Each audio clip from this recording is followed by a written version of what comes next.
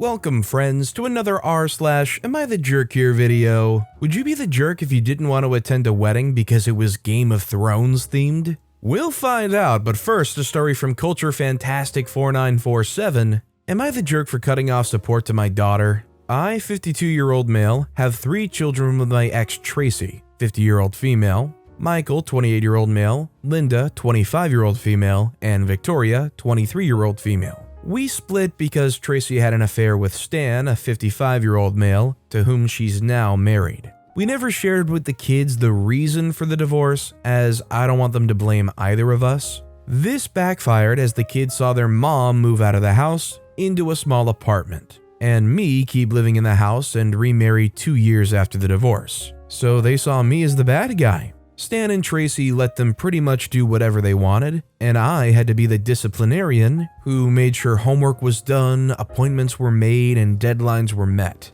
My 2 oldest eventually came to realize that I wasn't the bad guy. My son, when he found out that his mother had put nothing away for college for him, as outlined in our divorce decree, and she told him to take out loans. My daughter, when she realized that her grades were going to keep her out of her desired program in school. My youngest never came around, so it was a surprise when her boyfriend asked for my blessing to ask for her hand. When I expressed that I didn't think she'd care about my blessing, he said she insisted on it. She began spending time with me, being polite to my wife, and it felt wonderful to have my daughter back. I went with them to book the venue, and they'll be getting married next summer. I paid the deposit in the first installment. I noticed that she was becoming less communicative again recently, ignoring my texts or giving one-word replies, and not coming over as much. On Monday, my son sent me a post from Instagram. My youngest had an engagement party this weekend, to which I was not invited. One of the photos was with her and Stan, and it read, "Anyone can be a father. It takes a real man to be a dad." This amazing guy has been my dad for 15 years, even though he didn't have to be. I am so blessed to have him walk me down the aisle next year. Hashtag daddy's girl. Hashtag future Mrs. X. My kids wanted for nothing their entire lives because I never let them go without. Even when they wouldn't talk to me, I made sure their needs were met. I texted Tracy to ask why I wasn't included. She replied that Victoria didn't want my wife there because she wanted a drama-free day. My wife has literally never started drama in her life. I asked if Stan and I would both be walking her down the aisle. Tracy didn't respond, but Victoria called me up, demanding to know what my problem was. I repeated my question, and she replied that no, Stan, her dad, would be walking her down the aisle. I told her that if that's what she wanted, I would be fine with it. I told her to let Stan know the next payment for the wedding is due in November. Stan and Tracy don't have the money for this wedding and think I'm being the jerk. Linda says if I do this, Victoria will never speak to me again. Michael's on my side. I'm gonna be honest, it might be petty, but I think it's time to tell them the truth about the situation here and OP's feelings about how they felt cut off when all along they never just wanted to make anybody the bad guy. I don't think they're the jerk either way for cutting off the funds when they're not even being invited and are being basically outcasted by their own kid. Especially when, apparently from what OP said, they've never acted in a way that deserves being outcasted. It almost feels like there's something wrong here because why is somebody who loves and supports their kid being pushed away like this? Also, it's pretty clear they used OP for the money. What do you guys think? After everything, is it finally time to explain to the kids why the divorce happened and explaining that OP was not the bad guy in that decision? Let me know what you guys think in the comments down below. Our next story is from Hidden Concert. Would I be the jerk for not sending a gift for a wedding I wasn't invited to? My cousin Ted and I are close in age, a few years apart. We were always close as kids and even into adulthood, still kept in touch. Then Ted met Maddie a few years ago and started bringing her to family stuff. I don't have a problem with Maddie, but we just didn't click. We talk at family stuff, but she's not someone I want to hang out with or become friends with. My other cousin, Ted's sister, really clicked with Maddie. Which, cool and good for them, but I just don't. I'm nice and polite, but I don't go out of my way to become her bestie. My aunt, Ted's mom, really pushed her on me though. I don't know if it's because we're the same age-ish or what, but it was annoying. Anytime we were both at an event, she'd find some way to push us together. I felt like a little kid being forced to play with someone. My own college graduation party, grandparents had it because they have a bigger house and yard, had to be moved because Maddie had to work, and it wouldn't be nice to exclude her, even though it was inconvenient for me and meant most of my friends couldn't come and I had to rush around. Anyway, like I said, I've never been rude or anything to her, just never really bonded with her. So Ted and Maddie are getting married soon. I knew he was engaged, but I didn't know the wedding was when it was. Another family member asked what I was getting them for a wedding gift, and I said, I don't know. They said, better figure it out before wedding date, which is very soon. I said, oh, I didn't know, I wasn't invited. They said, well, maybe it's not personal, you should still get a gift for them. I asked my dad when he got his invitation, and I guess it was a while ago. I said it's crappy that I wasn't invited when I had to reschedule my party for them. He said that was a graduation party. This is a wedding. Now that you know about it, just be a bigger person and get a gift. Don't be petty. I don't want to buy them a gift, and I probably won't invite Ted to any future events I have. I don't know why I was left out when everyone else in the family was invited. Maybe because I'm the only cousin on this side. Maybe it's a budget thing. And not personal, but I don't want to spend the money on a gift when I wasn't cool enough to invite. To me, it's like having a birthday party and expecting someone I didn't invite to send me a birthday present. Am I the jerk if I don't send a gift? I am of the opinion that if you are not invited, you are not welcomed into that ceremony, you don't have to send a gift. I think OP's analogy is great. If you throw a birthday party and you don't invite somebody, you don't expect a gift from them. Send a nice card or something, but you don't have to get them anything crazy. Our next story is from Imaginary Agency 991. Am I the jerk for not wanting to be a stay-at-home mom? Okay, I already know it sounds bad, but I, 35-year-old female, and my husband Jeff, 37-year-old male, are currently expecting a boy. His first child, my second. I got pregnant with my first when I was 18, and his dad was never in the picture. I work as a substance abuse counselor, and I love my job. This is where it gets tricky. My job offered me 8 weeks PTO for when I have our son. I've been so happy because I didn't want to go right back to work soon. Me and Jeff got together when I turned 30 and he moved in with me because I own my house. We just got married this year and have talked about childcare multiple times, so he knows I don't want to be a stay-at-home mom. Well, I'm due in November and he just brought the idea up. I was very confused because we've already talked about this, but I guess my mother-in-law and sister-in-law believe I should stay home with our son as a mother and wife. I just don't understand where their opinions come in because I already know where they stand. Both of them stayed home with the kids. All three of them sat me down to have this talk, and they want me to focus on the kids, cleaning up the house, making dinner and all of that, but I already work and do those things. Well, mother-in-law wanted to throw it in my face that I never got to be a stay-at-home mom because I was a single mom going to school and working, which she's not wrong, but it definitely made me pissed that she brought it up. I told them that I worked so hard to give my son a good life, and having another baby doesn't change my decision to keep doing something that I absolutely love doing. And if they all want someone to take care of the house and kids all day, then Jeff should be a stay-at-home dad because I make more money than him, and it would make more sense for him to stay home instead of me. It turned absolutely horrible after that. I got yelled at by mother-in-law and sister-in-law that it's not his role as a father to do those things, that he's the man of the house and should be the one making the money. Jeff just stood there not saying anything. And I blew up and reminded all of them that it's my house, not his. I kicked mother-in-law and sister-in-law out, and Jeff is so mad at me that he went with them. He said he won't come back till I apologize to all three of them. So am I the jerk for not wanting to be a stay-at-home mom? I don't think OP's the jerk for not wanting to be a stay-at-home mom. I think what matters is, can you make it work? If you can make it work where you go to work and you still take care of your kids, then that's more than fine. I don't see why you have to do that. You don't have to be stuck in the 1950s nuclear family role. Our next story is from Puppy AITA. Am I the jerk for not taking a conversation about parenthood with my wife seriously? This sounds ridiculous because it is. I, 27-year-old male, don't want children. I've never wanted children. My wife Liz, 26-year-old female, is aware of this. I'm in the camp of, if it's not a resounding, I want this with my entire heart and soul yes, then it's a no. I think kids are cool and wonderful and major sources of joy in life. Do I want to be responsible for raising one? Nope. Prior to getting engaged about a year and a half ago, I lived with my best friend, 28-year-old male, and had done so for nearly a decade of my life. He and I each adopted a dog while living together and call each other co-parents. We have doggy playdates on the regular, and I'm over at his place multiple times a week because of this. This morning, my wife brought up children. Like I said, she's aware of the fact that I don't want them. Her sister recently gave birth to our niece, and while looking at the photos, Liz said, "Wouldn't it be nice if we had a baby?" or something along those lines. I responded with, "I'm already the co-parent of 2 babies and I don't have room for any more." She got angry at me and said I wasn't taking her or the concept of parenthood seriously. I told her I have no reason to take this conversation or the concept of our parenthood seriously because we are never having kids. Am I the jerk?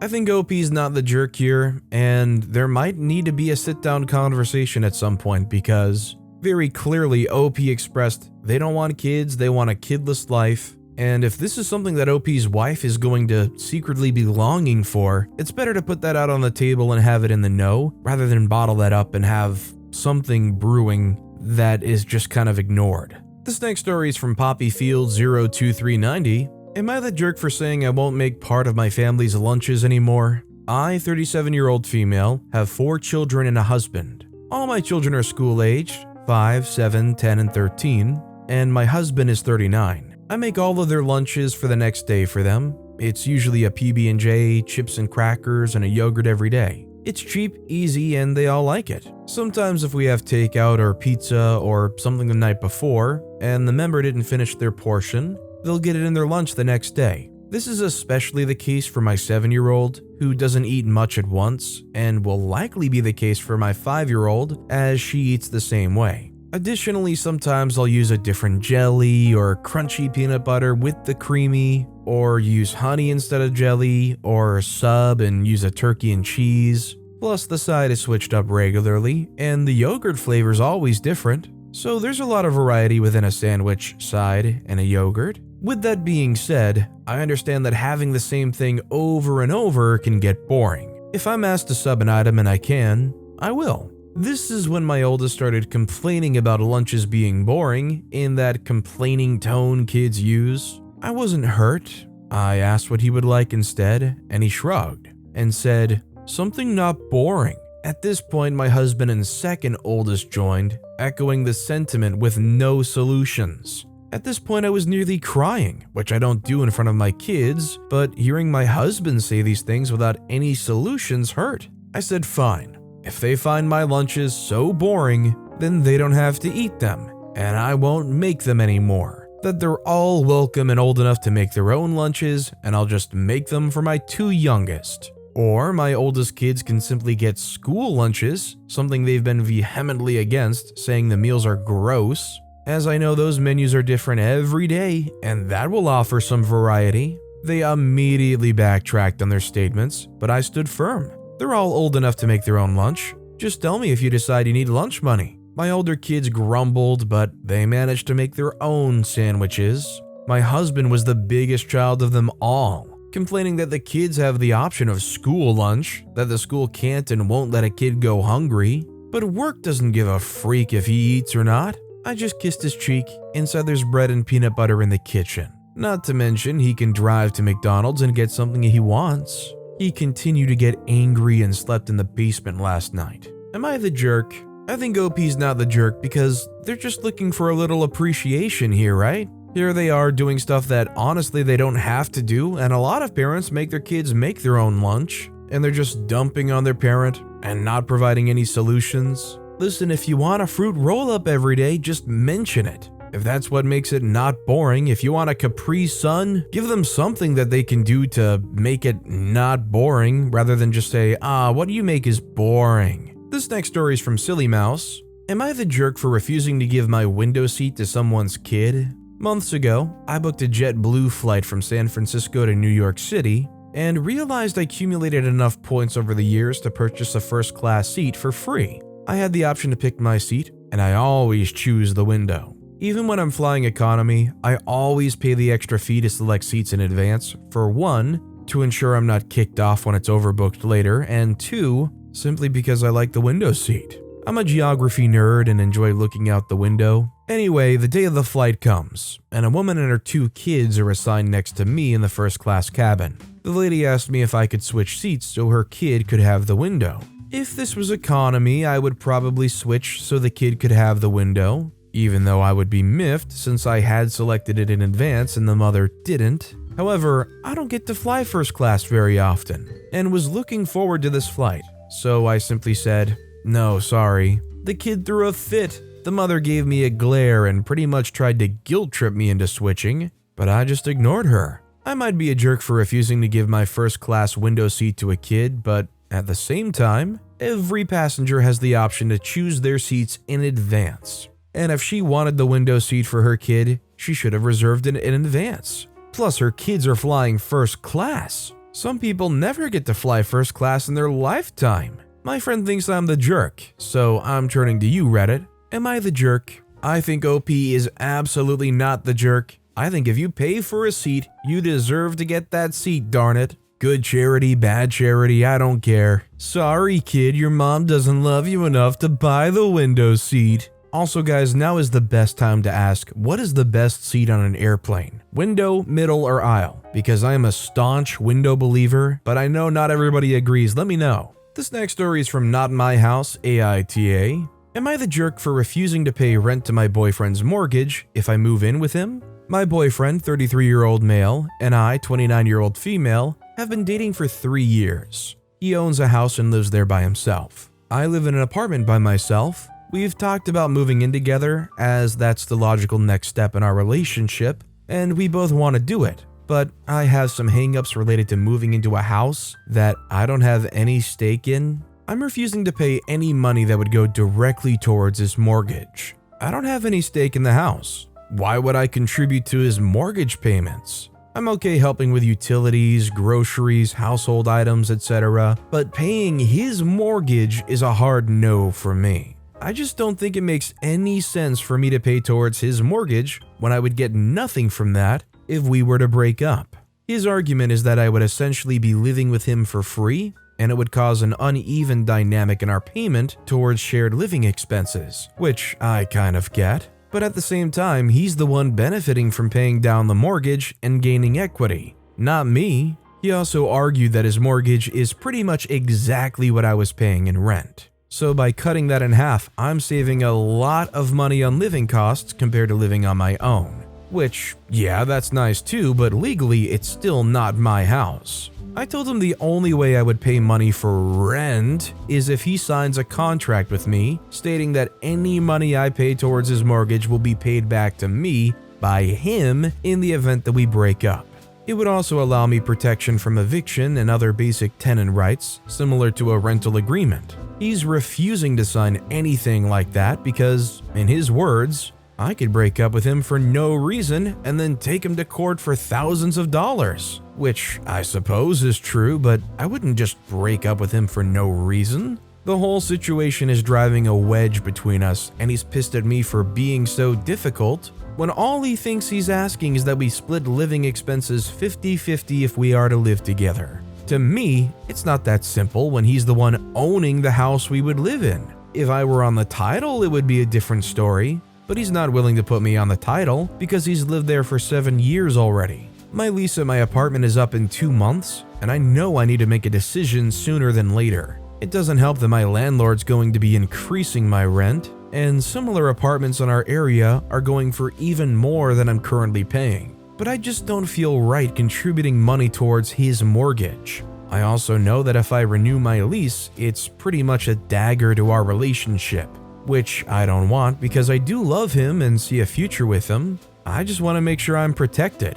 I can tell my boyfriend's patience on this is wearing thin, and he's upset with me for digging my heels in on this. But for me, this is about protecting myself for the worst case scenario, while he's not really risking anything. I think OP is a huge jerk on this, I'm not gonna lie. OP is going on and on about how this is protecting themselves, but this isn't protecting themselves, this is paying for a place to stay. Imagine how shattered OP's reality would be if they found out that any of their landlords at any place they've rented had a mortgage that they were paying on those properties. And we better darn sure make sure never to stay at an Airbnb because they could be paying mortgages on those and that's just unfair. You just gotta protect yourself, right? Protect yourself from what? Being jealous that he owns a house that's being contributed towards? Yeah, it's going to his mortgage, but what's the alternative? You go and you pay a buttload more to hand the money over to somebody else. Yeah, you're really protecting yourself in that situation. Don't save the money because he's got a mortgage. Renew the more expensive lease and pay more money elsewhere. I don't mean to sound too harsh, but maybe it would save OP's boyfriend the trouble if they just went ahead and renewed the lease and dipped. This next story is from FluffyString6713. Am I the jerk for not wanting to attend a Game of Thrones themed wedding? My friend Lex is getting married soon. She and her husband are extreme Game of Thrones fans. They've watched the show 5+ times. Their house is decked out with Game of Thrones themed decorations and accessories, etc. Because of their shared love of Game of Thrones, Lex and their fiancé decided to have a Game of Thrones themed wedding. I'm perfectly fine with the idea of a themed wedding. I'm even okay with the Game of Thrones dress and costume for the wedding. The only thing I can't seem to get behind is the fact that the majority of the wedding will be conducted in High Valyrian. For those who don't know, it's a made-up language from Game of Thrones. Her wedding is also a destination wedding, and I'm finding it hard to justify going out of my way to go to a wedding that's not even in a real language that I won't be able to understand. Am I the jerk if I don't go? I mentioned that I was having doubts to Lex, and she got really mad at me because I originally had said I could go before I knew it was in High Valyrian. She's also been sending me links to learn High Valyrian on Duolingo, and I feel like even if I did show up, she would be mad at me for not learning it. I think OP's not the jerk, not necessarily because of the High Valyrian thing, but just because they're not really obligated to attend any wedding. Especially a destination wedding, it's much easier to just say it's just unrealistic to make it. You can give them all your love, all the best, and just simply not go. You're not forced to go. Our next story is from Crab Legs and Prime. Am I the jerk for telling daughter I'm disappointed in her and won't take her out to a second restaurant? My daughters, 14 and 16, are on the same dance team. Their team won a competition on Sunday, and we were all so excited and proud of them. After the competition, my dad suggested we go out to eat and said he would pay for wherever we wanted.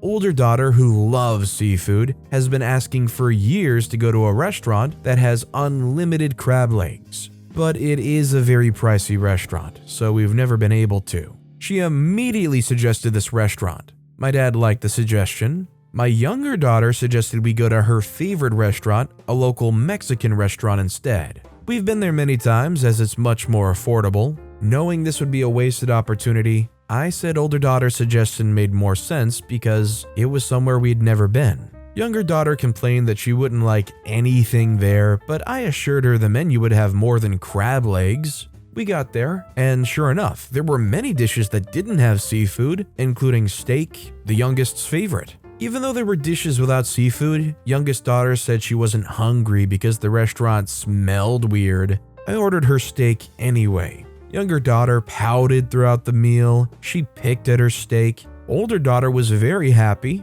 and completely absorbed in the crab legs. My mom tried to talk to my younger daughter about the competition, but she wasn't responsive. At the end of the meal, we were all stuffed except for the youngest. My dad told everyone to pick a dessert to go, except for the youngest because she's clearly not hungry. I asked my dad to leave her alone, and he did, but she was already upset. When we got home, I tried to talk to her. I explained that this was a rare opportunity, and sometimes we need to let someone else have something nice. I told her I could have taken us to the Mexican restaurant this weekend. She said it's not the same because the restaurant we go to the night of the competition is special and we went somewhere she didn't like. I pointed out that she didn't know she didn't like it because she didn't try it. She said I know she hates seafood and that the restaurant's known for its seafood, so of course she wouldn't want to go there after a special event. She was annoyed all Monday and Tuesday but started to mellow on Wednesday. This morning she asked if we're going to the Mexican restaurant tomorrow. I said not this week because of her behavior, but we'll see next week. She wasn't happy. Am I being too hard on her? I think she was very rude to her grandparents, but I know when you're a teenager, everything feels like a bigger deal than it is. Should I have just let her behavior slide and taken her to the Mexican restaurant? I'm definitely not a parenting expert, but I think OP's not the jerk here, and I think what they've done here is actually really good. I'm of the opinion that you should not enable that kind of behavior at all, unless you want to foster a kid that grows up to be pouty and complaining and moody for multiple days just so they can get what they want. You don't want to condition a kid who's just coming into their own to ever repeat that kind of behavior. Even when they're done being moody, that doesn't mean everybody else moves along with them. Our next story is from Beauty Songstorm. Am I the jerk for telling my mom her stepdaughter is possessive and she needs to do better to keep her away from me? My mom married Jeff when I was 6 years old. My dad died 2 months earlier, but my parents were divorced at the time. Jeff and his daughter Emma lived in another state, and all 4 of us moved to a new place to start over. I met Jeff and Emma 2 weeks after my dad died. Mom made a fast move because she now could with dad not able to stop her. Right from the get-go, Emma's been clingy, possessive, and kinda a little creepy too. I didn't like her from the first day we met because she told me Jeff was my dad now, and that I needed to learn how to be a family with them because she wanted a sister and a mom. It upset me so bad because I was missing my dad. He wasn't gone that long, and I had this strange girl telling me to replace him already. I told her that her dad wasn't my dad, and I missed my dad. She told me she didn't care and things were different. I went to my mom, who told me to give Emma and Jeff a chance, and said Emma likely got overexcited. Emma has continuously made life so awkward for me. She insisted we share a bedroom, which my mom and Jeff said yes to despite having a spare bedroom. She started wearing my clothes and telling me I could wear hers. All fine with mom and Jeff. She hated how I kept in touch with my best friend from back home. Hated it even more when a year later, my best friend's family moved nearby and we got to see each other again, versus just talking over the phone. She was rude to her, told her to leave me alone, told me I had to spend time with her instead of my best friend. Emma tore up photos of my dad and told me that he was the past and her and Jeff were the future. She did get into trouble for that, but then I got into trouble for not letting it go. I was 9 at the time, I think. Emma tells everyone I'm her sister and we're so close, whereas I'm more honest with people I'm close to and don't hold back on how unhappy I am at home. Over the years, nothing's changed much, only she's far more obsessive now. Jeff doesn't like me because he really doesn't like that I don't consider him my dad. And I'll be honest, I don't think of him as a parental figure even though I know he is. I don't love him and I hate Emma, which he also knows. My mom's talked to me before about being nicer to Emma and to stop pushing her away so much. She got on my case again about it because I wouldn't go to camp with Emma. We're both 16 now, by the way, that she wanted to go to that allowed almost like a sibling-like experience. So mom was mad at me and yelled at me, and I eventually kind of snapped and told mom that she needed to fix how possessive Emma is and do better by me because I'm her daughter, I lost my dad, and she threw me into such a screwed up dynamic and never cared about what it did to me. I told her at the very least she needs to keep Emma away from me. Mom was mad and said I portrayed Emma like some sort of bad person. She's still mad. Am I the jerk? I don't think OP's a jerk here. OP explained it the best when they said that they got tossed into a very tumultuous situation that really any kid at that age going through those circumstances would find it probably very hard to adjust. I'm just left feeling bad for OP. And our final story of the day is from Z More Wits. Am I the jerk for being angry at my wife for not making a dinner? We have a 10-month-old daughter. Wife's on parental leave, so usually she's taking care of the baby while I work. Then we switch. Then in the evening, she puts the baby to bed, and I spend the night with her. Daughter, as in I feed her, change her, calm her down when she wakes up, etc. Now on Saturday, wife got diagnosed with shingles. So she's quarantined from the baby, as in they don't have any contact at all. She feels 100% fine other than the spots on her back. So Saturday, Sunday, and Monday, we had a public holiday, so no work.